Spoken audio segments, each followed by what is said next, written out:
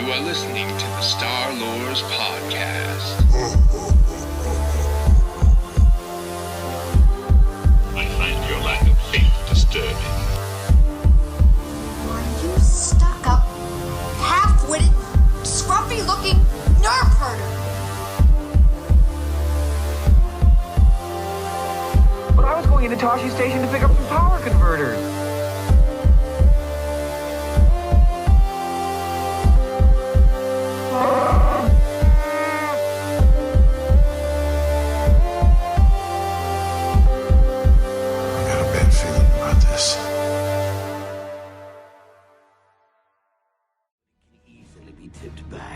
Savior, conqueror, hero, villain. You are all things, Revan, and yet you are nothing. In the end, you belong to neither the light nor the darkness. You will forever stand alone.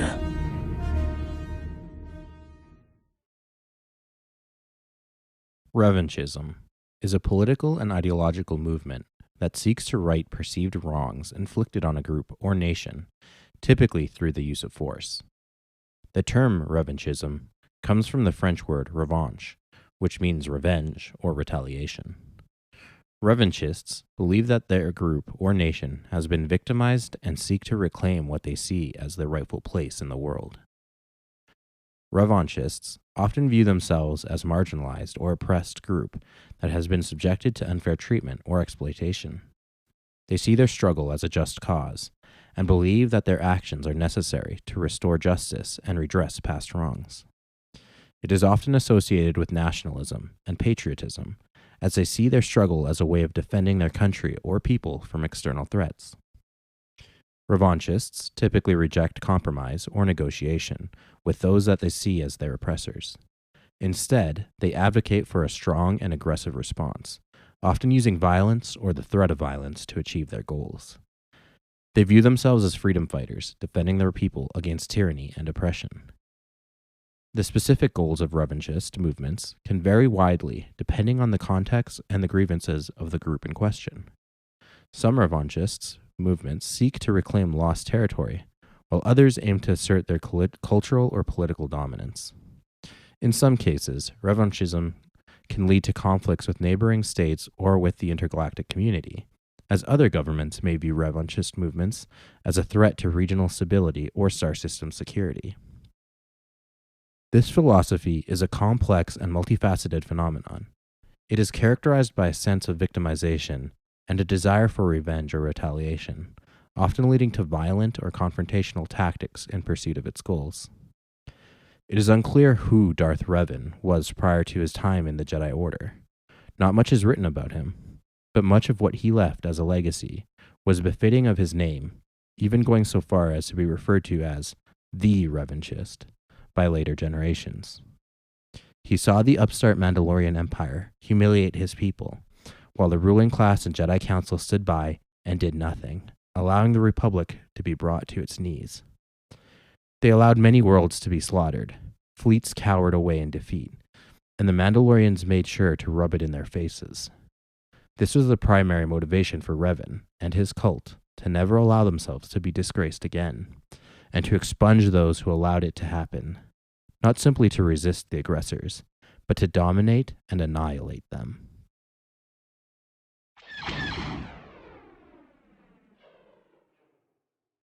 Knowledge is power.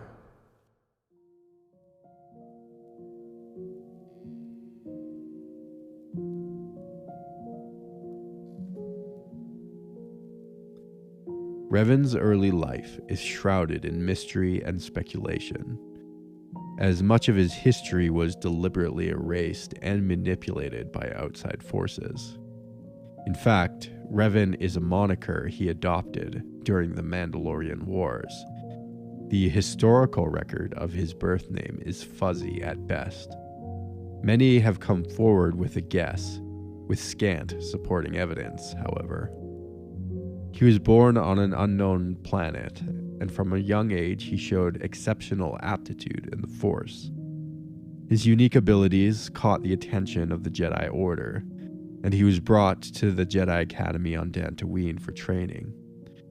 There are even rumors that he was trained by the soon-to-be Jedi heretic Kreia, while she was still a member of the Order. From the beginning, Revan stood out among his peers.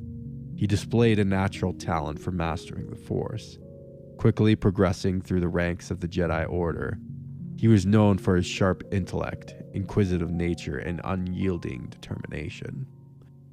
The youngling had a deep hunger for knowledge and was constantly pushing the boundaries of Jedi teachings, often challenging the traditional beliefs of the Order. This insatiable desire is perhaps even more dangerous than the lust for power that often overtakes those who turn to the dark side. Indeed, there are secrets in the Force more powerful than the most awesome of superweapons. The young student excelled in lightsaber combat, quickly becoming a skilled duelist.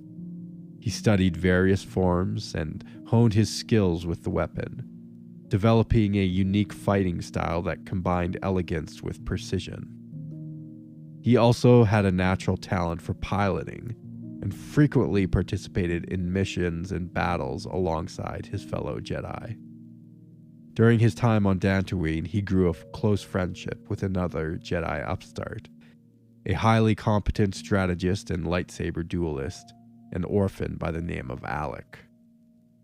Though both were recognized as having unusually high potential, it was the consensus that the one who we would come to know as Revan was the superior talent.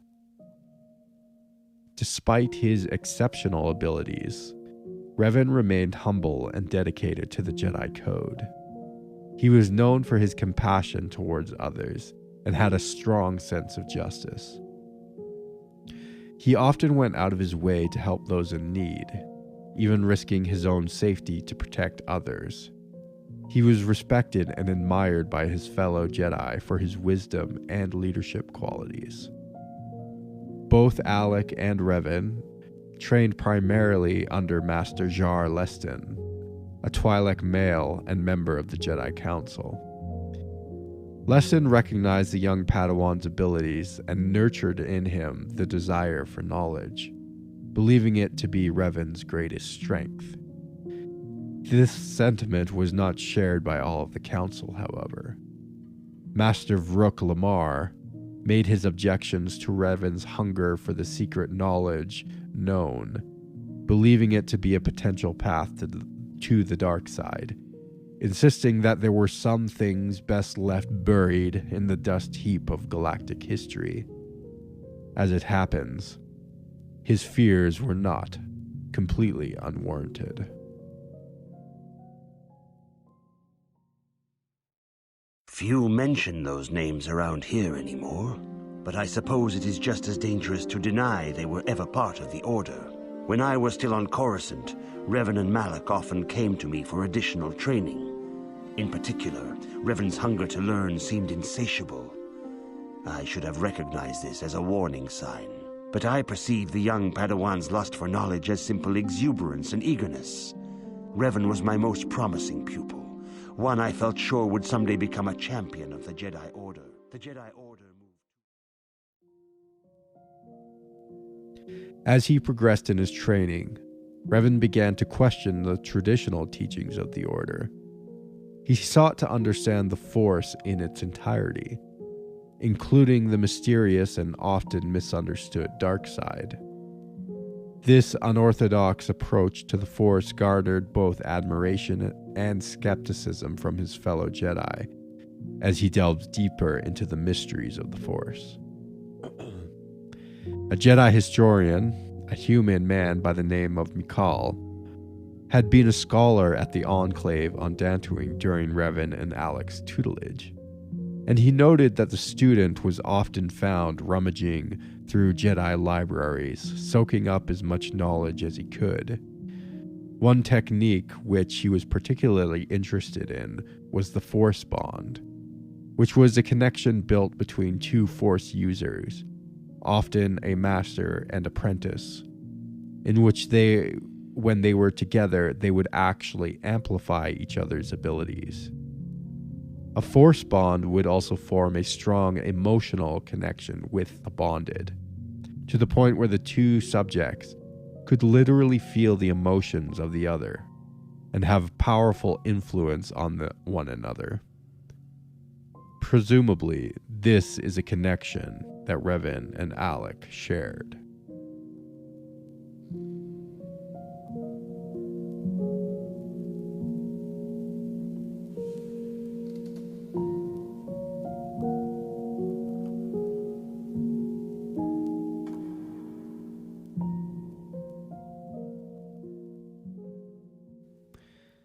The Mandalorian Wars.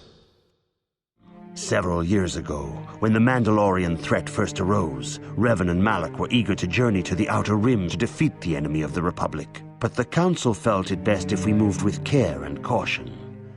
The true threat, the Council feared, had not yet revealed itself. But Revan would not be dissuaded. Charismatic and powerful, it was inevitable many of the Order would flock to Revan's seemingly noble cause. Malak was the first to join his closest friend. Others soon followed, many of our youngest and brightest, intent on saving the galaxy from the Mandalorian threat. They were foolish to disregard the Council's wishes.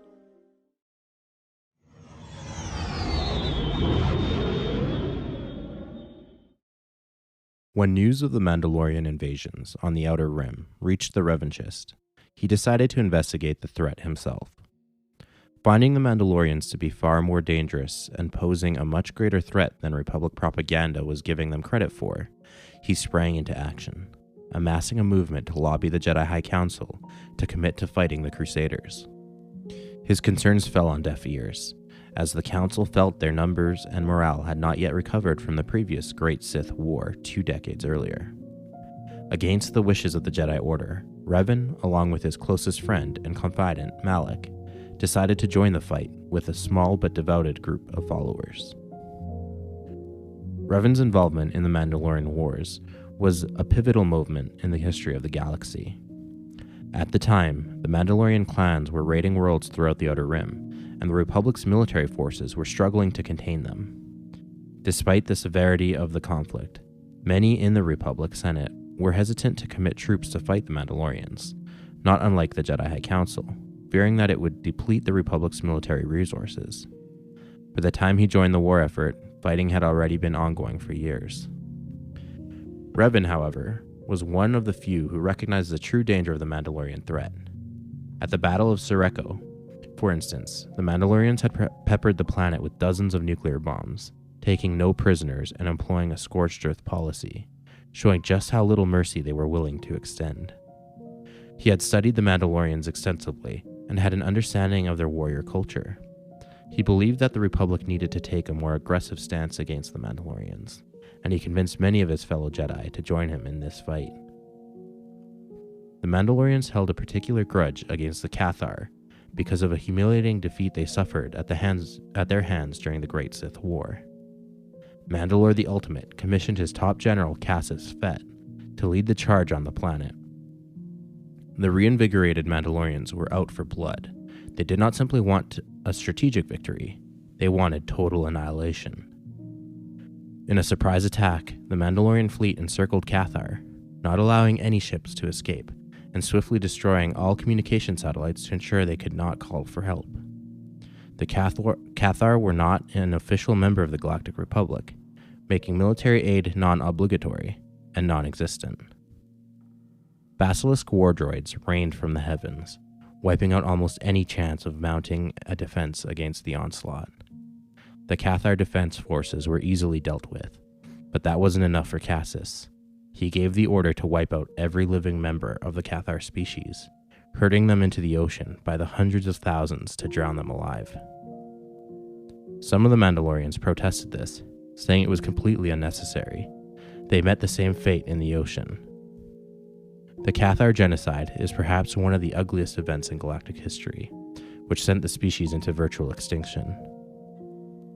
When Revan had just a small number of followers, he was carrying out a mission for the Republic, investigating what had happened on Cathar. While he was there, he was confronted by an entourage of Jedi sent by the Council to prohibit him from engaging in the Mandalorian conflict. Just then, mid-conversation, he picked up a Mandalorian helmet, and suddenly all of the Jedi in the vicinity were struck with a Force vision, where the events that had happened on the planet were replayed in all of their minds. The Jedi witnessed the massacre as if they were there themselves, even pulling out their lightsabers ready to engage in combat with Mandalorians, watching the battle play out in vivid detail. When the vision ended, and everyone witnessed every grisly rape and murder, it converted the Jedi, who were initially there to oppose Revan, into Revanchists themselves. It was here that the Revan moniker was adopted, as the events on Cathar convinced the rogue Jedi that the Mandalorians were irredeemable and must be stopped by any means necessary. He was now determined to unleash his wrath on the Mandalorian blight. The war was brutal and unforgiving, and Revan quickly gained a reputation as a brilliant military strategist. He led the Republic forces to a string of victories across the Mandalorian armies, and his daring tactics and unorthodox strategies proved to be a constant thorn in the Mandalorian side. With Revan at the helm, the Republic was able to push back Mandalore, the Ultimate's forces, and secure many of the worlds that had been previously lost. Regardless of his successes, Revan's methods were often seen as controversial. He was willing to take risks that others were not, and he was not afraid to make difficult decisions that resulted in loss of life. Some of his followers, Jedi, began to question whether he had fallen to the dark side, as his actions seemed brutal and merciless, unbefitting of a Jedi Knight. Despite these concerns, Revan remained steadfast in his conviction that the Mandalorian threat needed to be eliminated at all costs. He continued to lead the Republic forces into battle, even as the conflict began to take a toll on his mind and body.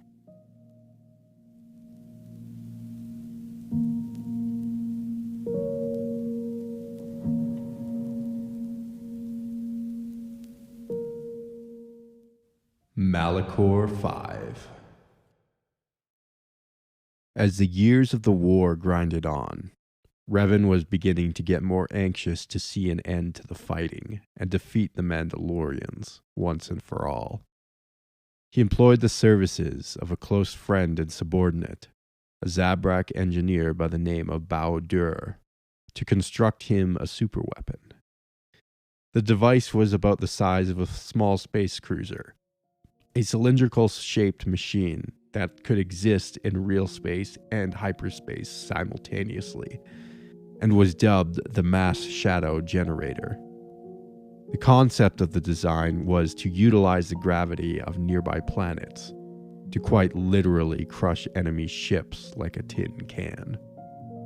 The plan was to lure the Mandalorian fleet to the Malachor system, where the weapon would be sprung on Mandalore the Ultimate in a swift move to cut off the head of the dragon. But things didn't go exactly according to plan. When the Jedi General was on his way to the system to rendezvous with the Republic fleet, he was intercepted by a Mandalorian scouting party and delayed in getting to his final destination.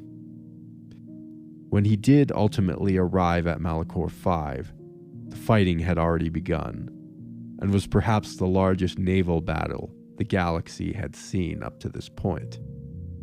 In the midst of the battle, Revan was able to locate and board Mandalore the Ultimate's ship, pursuing him to a chamber where they would have a final showdown. Mandalore, realizing that he had been led into a trap and his fleet being bombarded by the surprise attack, challenged the Revanchist to a mano-a-mano duel to the death in a last-ditch attempt to save his own life. The general accepted, probably believing himself to be the superior duelist. As Revan's lightsaber clashed against Mandalore's battle axe, the ruthless leader's efforts proved no match to the fighting prowess of the Jedi Knight. With one lightsaber wound after another, Mandalore was now bleeding out and within an inch of death. He slowly removed his iconic helmet, revealing his gray tong skin, sharp yellow eyes, and large crested brow. He proceeded to explain to his victor why he invaded the Republic. Mandalore told Revan that he had been manipulated into launching the war at the behest of a Sith pureblood who is alleged to serve a powerful Sith Lord.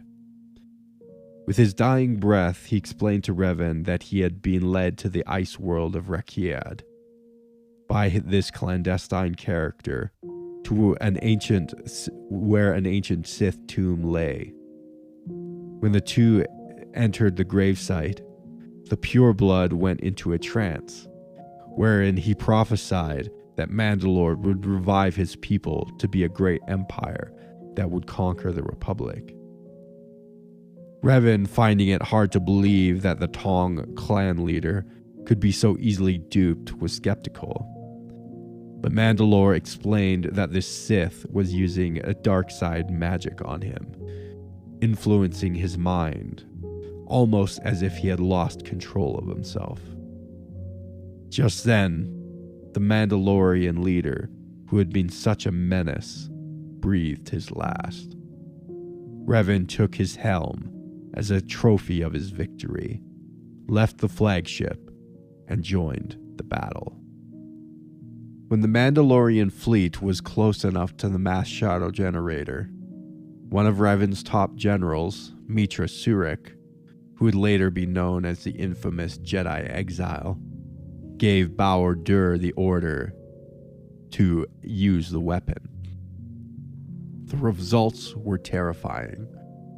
The gravity well that the superweapon created devastated the Mandalorian fleet, instantly crushing large and small vessels alike. Even a good portion of the Republic fleet was caught in its wake. It is likely that hundreds of thousands, possibly even millions of soldiers were killed in the battle. If that wasn't enough, the planet, Malachor 5, was being ripped apart limb by limb from the gravitational blast.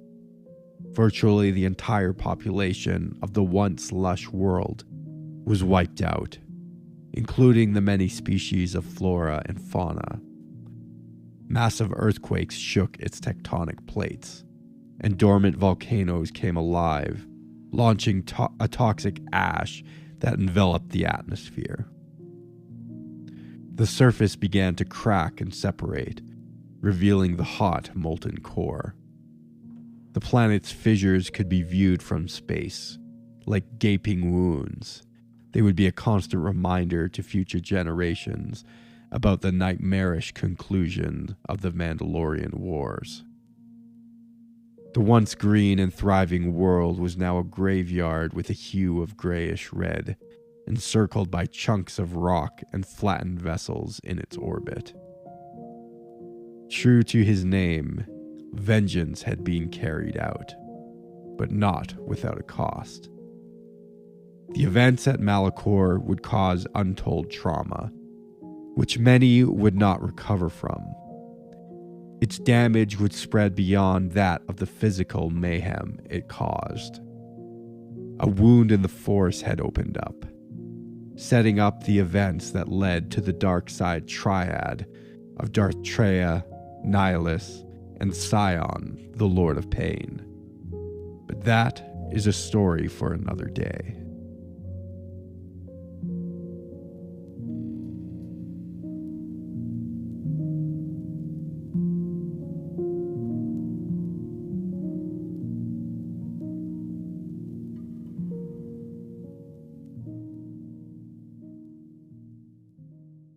Into the Abyss.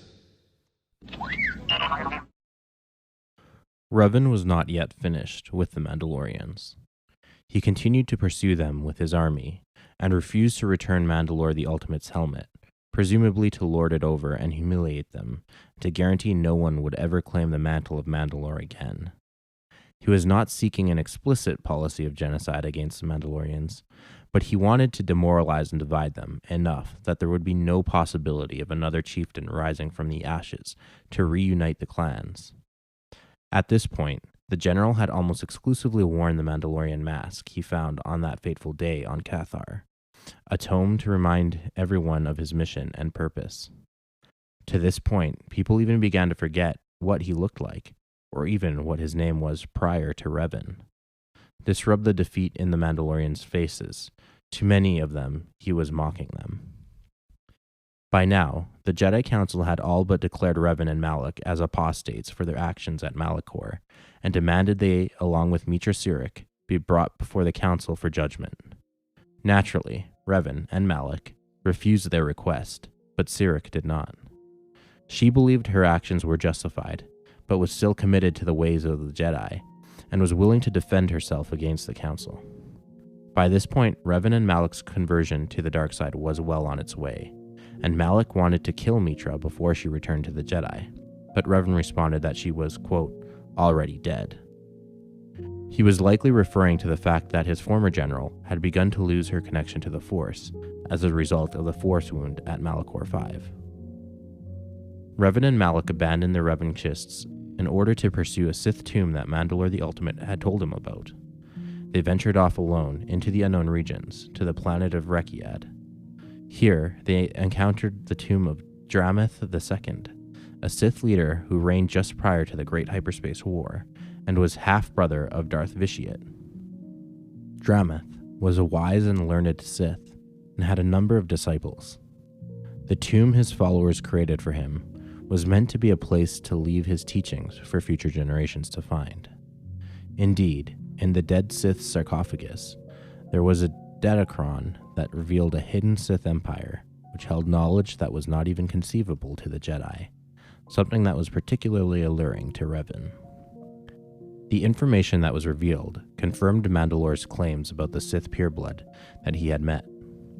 At this, Revan placed Mandalore the Ultimate's helmet in the sarcophagus to ensure that the Mandalorians would never find it. The pair then departed, following the clues left behind by the Datacron. Revan and his sidekick were now determined to go down a dark road to reveal forbidden knowledge, as Master Vrook had forewarned all those years earlier, while he was still an apprentice. Revan and Malak's path would ultimately lead them to the dark side, only to invade the Republic in which they so bitterly defended during the Mandalorian Wars, launching the Jedi Civil War. His story is far from over, but his actions up to this point as a Jedi Knight and Republic General would have reverberations that would be felt throughout many generations.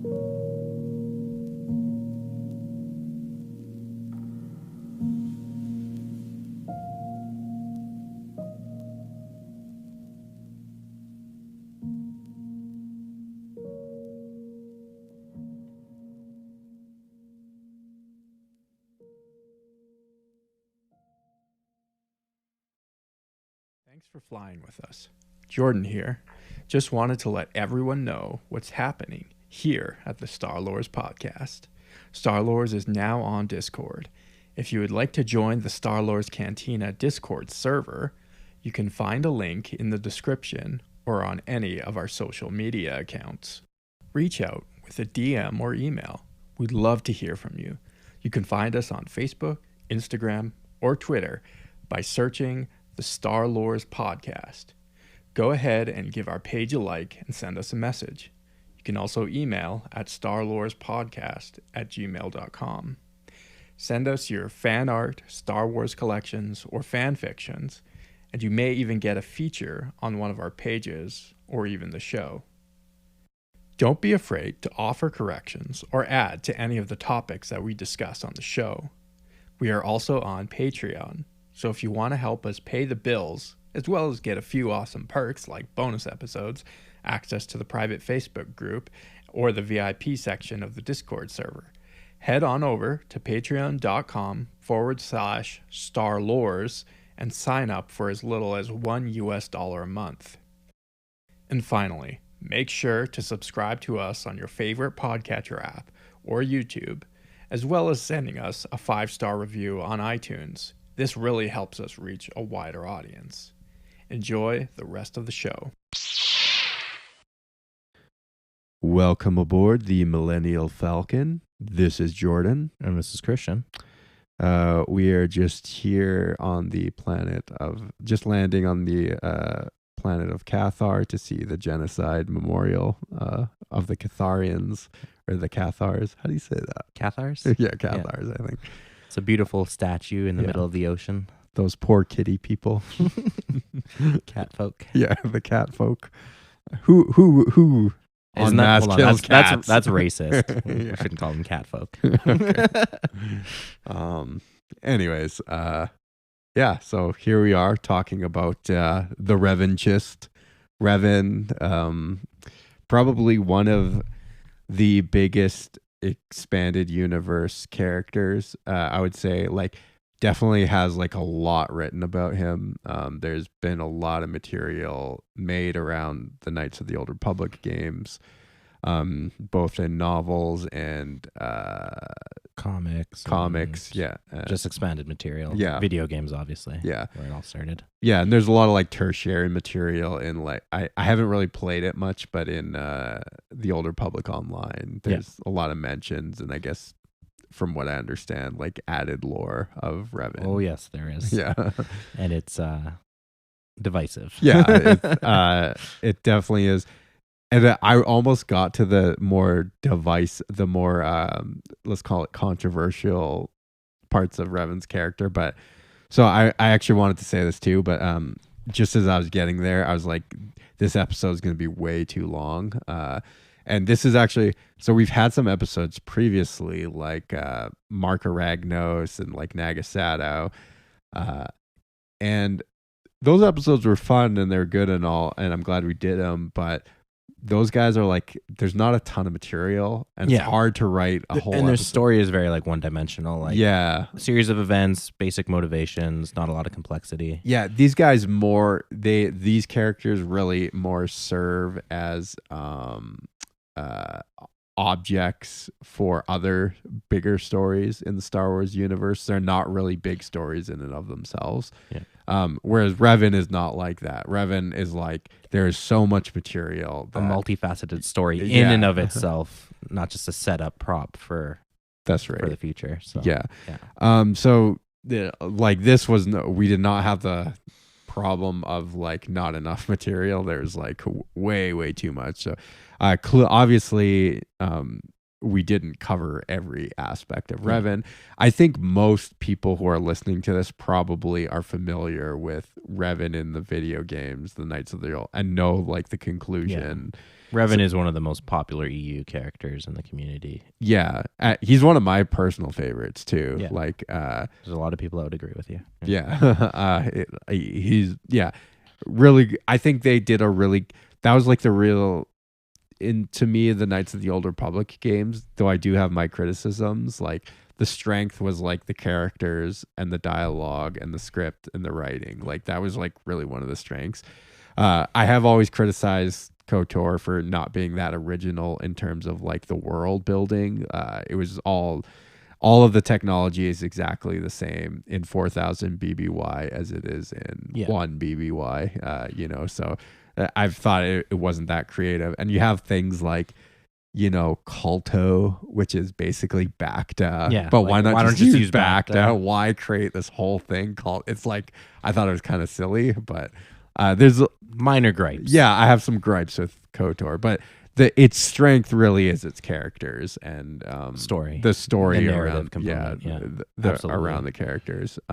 And Revan is one of those. I just want to say real quick too, it is amazing that a character that's meant to be this blank slate character Yeah. is so like, maybe it is because people do relate to him so much because they've imposed themselves. That's right. Yeah. But it's kind of funny that this blank slate character actually has so much about him and is such a popular figure. Yeah. He's both everything and nothing at the same time. It's Pretty true. funny. Yeah. I mean, you could even say that a bit about Mitra Sirik as well. Yeah, exactly. Another player character. Yeah. But anyways, so some interesting things. So like Revan and Malik's names. So they had different names before they had these monikers, but these were not dark side names that were given to them by like some Sith. Which is I think we think like they did eventually adopt the title of Darth. But they were already going by Revan and Malak before the Darth. Yeah, exactly. Before the Darth came, they were already Revan and Malak. And that tradition too, it happens later on where people will adopt the Darth something moniker. Like that's not even typical of Sith at this time either. Okay, yeah. More or less. Yeah. So it is kind of interesting, and like Revan and Malak is like obviously sort of a call out to revenge and malice, right? Like that's what they're supposed as to. Sith names are. Yeah. They're sort of like this duo of revenge and malice that they're gonna bring on the Mandalorians, right? And that's kind of where they adopt these names. And sort of Malak's, we'll have to do an episode on Malak one of these days, but it definitely, it's almost kind of ridiculous how he got his name. He was like, he was like, I have to go back and read the story, but it was something to the effect of he was going undercover as a captain, and he called himself Captain Malak, and he sort of like kept that name. I kind of feel like in the games when they originally conceived of him, that wasn't what their intention was. Yeah, that wasn't exactly this like ominous sounding villain name. But that's the thing, is these weren't villain names, even though we all sort of associate them with villain names and they sound like villain names. They were actually like supposed to be heroic and inspirational. Like they were going to defend the Republic no matter what the cost, and they were going to sort of bring in do what others were not willing to do, right? So another kind of interesting thing about Revan that sets him apart from typical like Dark Lords of the Sith is like, you know, you have someone like Darth Sidious who's really motivated by like a lust for power, and there's a lot of, especially in the old Sith Empire, it's a lot of just like power games and power for the sake of power. Yeah, exactly. You know, Darth Vader was he was more motivated by like wanting to save Padme, right? Like a more tragic motivation. Yeah. It was more like Yoda's line, like pain leads to suffering, suffering leads to the dark side, right? Like that's kind of more Vader's path to the dark side. Yeah. But Revan was like a little bit different. He was like he actually didn't, there's not a lot of evidence that he really cared that much about power or even fame. Yeah. Like he was really motivated by a strong sense of justice. Yes, revenge, but it was actually like he believed, he was a true believer in his cause. Yeah, he was very ideological, and he really believed in his cause, and he probably thought that like I'm a bit conjecture here, but he probably thought like the Jedi Council was like abdicating their duty to defend the helpless, right? Like especially after the events at Cathar, where they witnessed the genocide happen, and they saw, and we have to remember here, like the Mandalorians were like so brutal. They were just it was very traumatizing to watch the Mandalorians like pillage and burn their way across the galaxy. And the Mandalorians actually had like they called themselves the Neo Crusaders, right? Like they had this goal to just like wreak havoc on the Republic. Just to derail a little bit for a sec there, sure. That kind of relates to the whole theme of revanchism, which I hadn't thought of even until we were kind of going through the narrative. But you can see revanchism kind of like rear its head in this like cycle of violence. Yeah. Because the Mandalorian, the Neo Crusaders, were taking revenge for their loss and as the original Crusaders, right? Yeah. So they were acting out of a sense of revanchism themselves. That's true, yeah. And then you have Revan come in with his sense of revanchism. Yeah.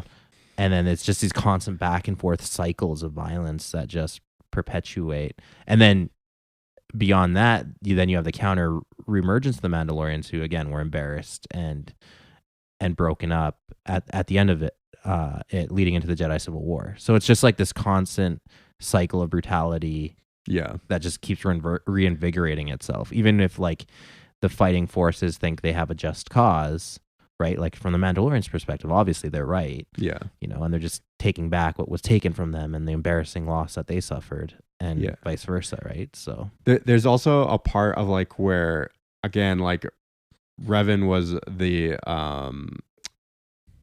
the perennial student and always studied his enemies very well, and he understood like the culture of the Mandalorian. That they were also sort of antagonizing the Republic because they wanted the Republic to give them a good fight, and the Republic was just like too weak-kneed, and the Jedi Council just like wasn't taking them seriously. So I think they kind of kept upping the ante to get yeah a reaction, yeah, because they wanted their culture is this based around this is a warrior culture, and they wanted a fight. And if you play the games and you interact with what's his name, the Mandalorian in that becomes part of your party, Candor Sordo. Yeah. With Canderous, when you interact with him, he sort of says that like they loved the glory of the battle, and they wanted an equal to fight with, and the Republic just wasn't giving that to them, so they kept just getting more brutal and more merciless. And I think Revan was like actually the only person who understood that. Revan perhaps did save the Republic and like actually did understand how serious the threat was, but like it again, like no one was really taking it that seriously. And so he understood that you had to respond in kind with equal brutality and equal mercilessness, because that was the only language that the Mandalorians could understand, right? So there's like that very interesting dynamic. And but yeah, I mean, it's just like you wonder if like, because it seems like also as the Mandalorians started raiding and they brought in more and more clans, and then their army grew bigger and bigger, and they started uniting the clans under Mandalore the Ultimate. If the Republic had intervened earlier, perhaps they could have stopped that it process before it got too big. Yeah, that's true. Kind of jumping into real world politics for a quick second on revanchism. Right, yeah. Those cycles of violence, so it's interesting if you read through like revanchism as a real life phenomenon. Yeah. You see that same thing, right? So a lot of the word revanchism from the French came from the French being defeated by the pre-Germans, Prussians. Yeah, the Prussians. Yeah, by the Prussians. Yeah. And so like it wounded the French national pride, and it created a sense of like wanting revenge, which leads into World War I with disputed territories like Alsace and Lorraine, which you'll hear frequently all through the late 1800s and early into the 1900s, which leads to World War I. And then you have German national pride wounded, and World War II, right? Yeah, the Treaty of Versailles. Exactly. Everything. So again, it's this kind of repetitive cycle of violence of like wounding each other back and forth, and similar to like the Mandalorians and the Republic or the Jedi. But sorry. It like that is like a big kind of motivating factor, and that like colors sort of everything Revan is doing. And especially his like very traumatic experience watching the genocide of the Cathar, which is also related to a historical event with the genocide of the Cathar religious sect. Oh, okay. As well in real life. Oh, okay. The Cathars were like a fringe, not like they were tied to Christianity, but not quite Christian. Okay. But the Catholic Church genocided them. Oh, okay, gotcha. Yeah. So that's ripped right from history. Even there you go. Yeah, which is kind of typical of a lot of Star Wars. But, I think like viewing that, it's like, I don't know, like there are like certain podcasts and books I've read of just like really horrific events that happen, and even I feel that like I want to hurt these people who did this. They did. And they like it really like for maybe it's just a certain personality, but like it pulls out that sense of justice that you have. Like this cannot go unanswered. Like it needs to be. Yeah, it's more than just getting equal. It's like you want revenge. Yeah, exactly. So that it's definitely like a huge motivation for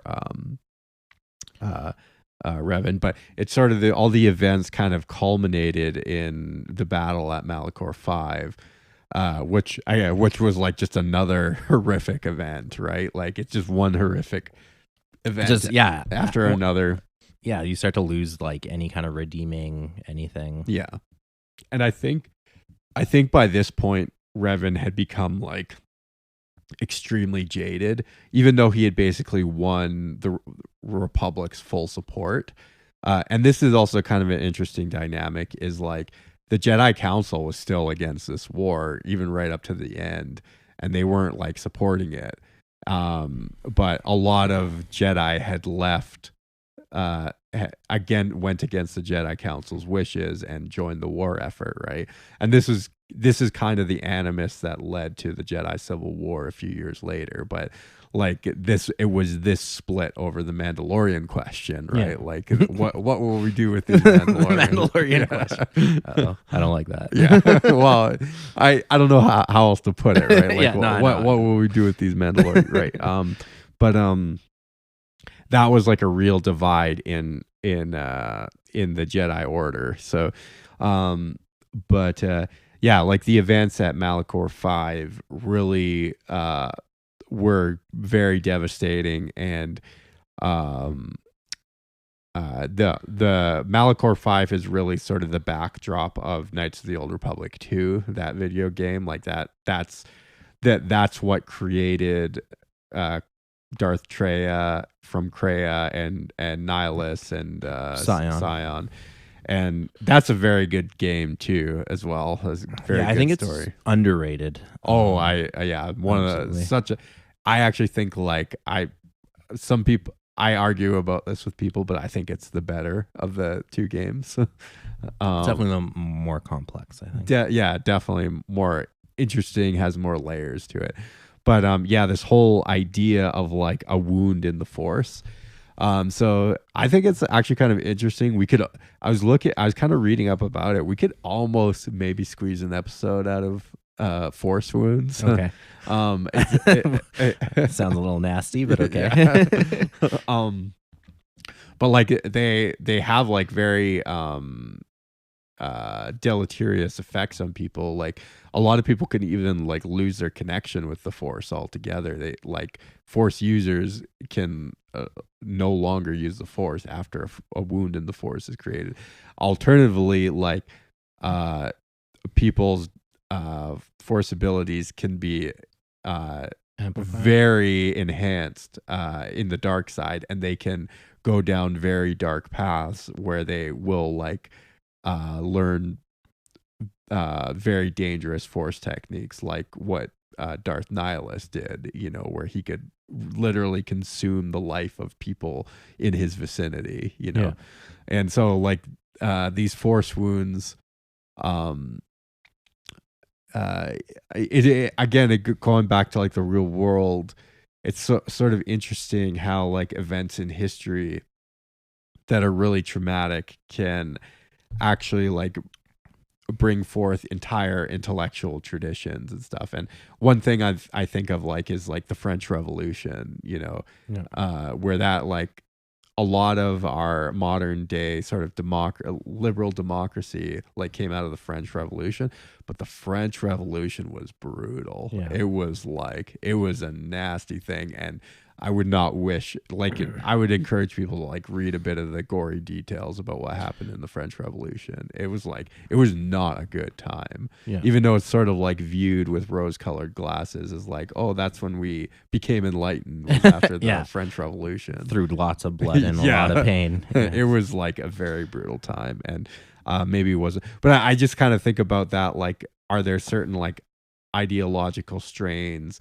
that because of like these very traumatic historical events, that is the only sort of environment in which they can like Spawn these ideas. Yeah, exactly. So just an interesting thought about Malachor 5. Just on that note too, we keep bringing up France a lot. The Cathar extermination happened in France as well. Okay, they were French. Yeah, and I'm just wondering if this whole era is kind of mirrored on French history. It totally could be, because Juhani has like almost a French accent in the games. We stumbled onto something here. Yeah. So, Yeah, you might. I need to actually go back and do a lot of French history reading. Yeah. France, maybe to our American audience, I think is very underrated because of World War II. Yeah. But French history is actually quite interesting, and Very important. they too. were, yeah, exactly. Yeah. The French were like a superpower. Yeah, and it they was were always like a fight powerful. between Great Britain, France, France. and Germany, Yeah. in Europe. Yeah, and they had like one of the most powerful militaries and a very strong martial culture, even going back to medieval times, Yeah. right? So they get a lot of flack from pseudo historians and like modern jokesters, but they do have quite an extensive and deep history, and Yeah. a lot of philosophy too. Yeah. A lot of like great thinkers. French have- intellectualism. Yeah, have come from a lot of terrible ones too. that's also true. We won't get into that though. A lot of it's like Germany. A lot of great and terrible. You have the two ideas. extremes. Yeah, Like, can have someone just come have from- some moderate ideas? have come from those countries. Yeah. Anyways, so just some sort of interesting sort of background factoids about Revan, the character. He was conceived by Drew Karpyshyn, and he was the lead writer for Knights of the Old Republic. Obviously, it was kind of his brainchild, I think, and his sort of concept. So thank you, Drew, for giving us this super interesting character. Do you know if he has any other like big credits to his name, or I'm sorry, I do not know, but I'll look into it. While you yeah, talk. the fans, if you know, I believe he was pretty involved with the second one as well, too. But Sorry if I derailed you. no, there's actually another point that I thought I wrote down, but I don't see it here. Anyway, Revan was he was slated to appear in the Clone Wars in season 3, but the scene was deleted. I guess it was some sort of maybe a Force ghost or something, and he and a bunch of other Sith Lords were supposed to be in it. So kind of interesting, but for some reason they retconned it. Did they give a reason? No, not that I could find. I wonder if it's related. So Revan himself also gets kind of, I don't know what the right word is, but changed. Yeah. Kind of going back to the divisiveness of the Old Republic MMO and kind of what they do with this character. We'll kind of dive into that in later. Obviously, we're going to come back. I think the next Revan episode we do Yeah. will be. We can discuss some we'll of those definitely changes. cover Some it. of them pop up even here with the whole Sith influencing the Mandalorian. Yeah, Sith yeah. attack. That was kind of added in post hoc. That's right. I was, like I said, I was going to get into that, but I wanted to Save that. But yeah, it is a little bit. They perhaps over explain what happens with Revan. But yeah. Just kind of going back to Mr. Drew Karpyshyn. Yeah, Karpyshyn. He's done quite a lot with is it Bethesda or Okay. Yeah. sorry, no. Is it Bethesda? Or Obsidian. Obsidian. Yeah. And BioWare. Yeah, sorry. Yeah. BioWare. He's done a lot of their earlier games, which they have their own followings, like Baldur's Gate, Yeah. Neverwinter Nights, Old Republic, obviously, Jade Empire, Mass Effect 1 and 2, Great games. and even Anthem, which came out in 2019. Oh yeah, Anthem. Yeah. I've never played it. I played it a little bit. It's okay. I've heard some mixed people are super reviews. into it. Yeah. But for Star Wars, his Star Wars credits are pretty crazy. He wrote Darth Bane, Path of Destruction, which is Okay. like the whole Darth Bane series, so all 3 books, which Yeah, were okay. pretty well received. And I actually, Yeah, they're- I went through the Darth Bane series and I quite enjoyed it. Okay. And then the Old Republic Revan novel and Old Republic Annihilation, Yeah. as well as a couple of Mass Effect books as well. So he had like a lot of what he does do. That's actually, I didn't realize he was on it. I love Mass Effect. There's such good games. Yeah, and I like the Darth Bane series, and I'm surprised I didn't even pick up that he was on that wrote him. Yeah, well, there's another good guy for y'all to read. People Good contributor to the Legends. Are you listening, era. Disney? Yeah. Someone else to tap into. Exactly. So and segueing that into Revan's presence in the Disney canon, which is almost non-existent, but there's a brief mention. Revan appears sort of like a Sith legend In The Rise of Skywalker, the digital companion, he's mentioned there's like a brigade. Yeah, it's with those Sith Legion. Remember we named off the different Sith Lords that they kind of brought back. There's these legions, and they're all named after a Sith Lord, and one of them is Revan. But like literally nothing else is like said about it. They were doing a remake of KOTOR. But that got canceled and shelved pretty soon after the announcement. Well, I feel like it's not going to happen. Ever. No, it's not for sure. Yeah. But for a while there, it was kind of in this creative limbo that like they made the announcement, no one heard of it, and then all of a sudden they canceled it, which I think I'm pretty grateful for. Yeah. And I think a lot of these like ancient stuff, their status is kind of in limbo.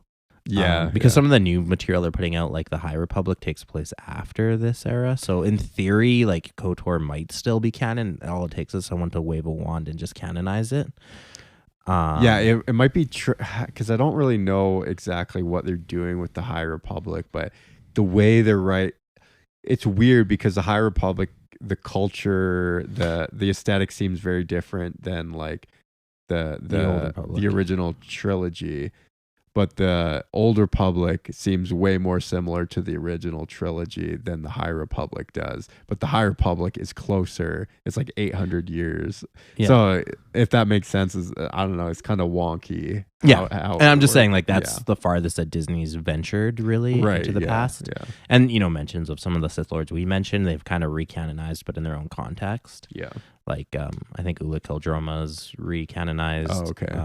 I think Nagasato is, but Ludo Kresh isn't. So they're kind of just pick and choosing whatever names they just want to drop and rip. And maybe in the future they'll put something out, which again, I'm like, maybe just leave it alone. Yeah. It's so weird. Like why couldn't they? I don't know. Never mind. I'm not going to, we get into it too much.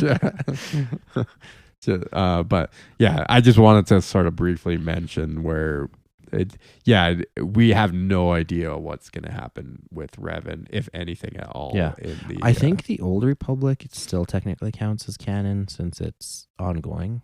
Yeah.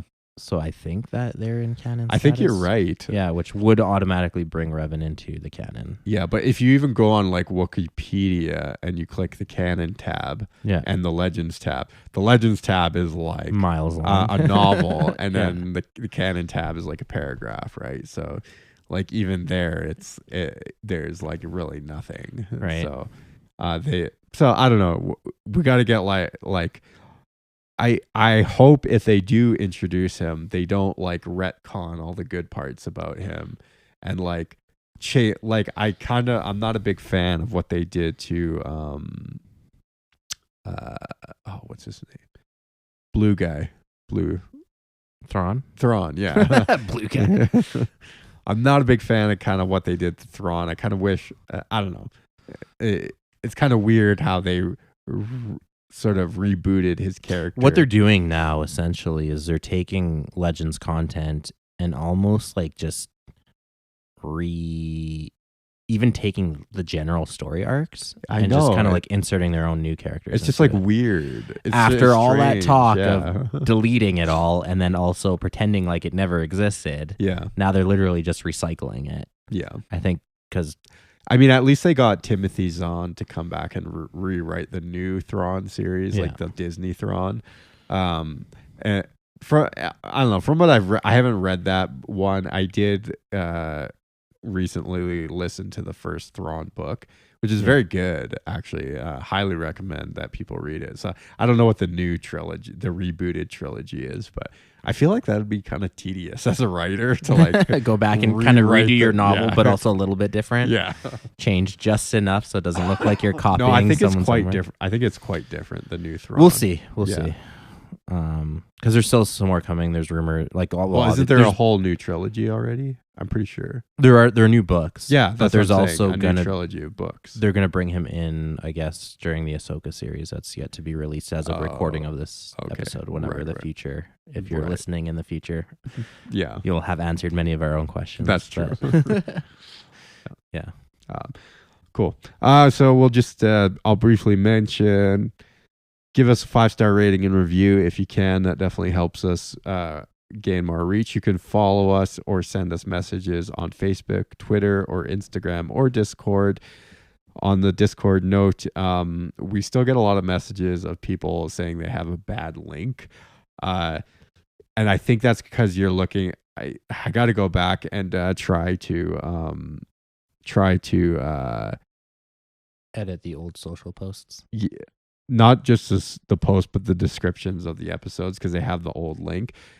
All the newer episodes, like probably the last at least 20 episodes, have the proper link. But yeah, just check out the new episode description. It should be the correct link. But I know a lot of people are still asking, because we were having issues with the Discord link way back in the day. But it's all sorted out now. But just yeah.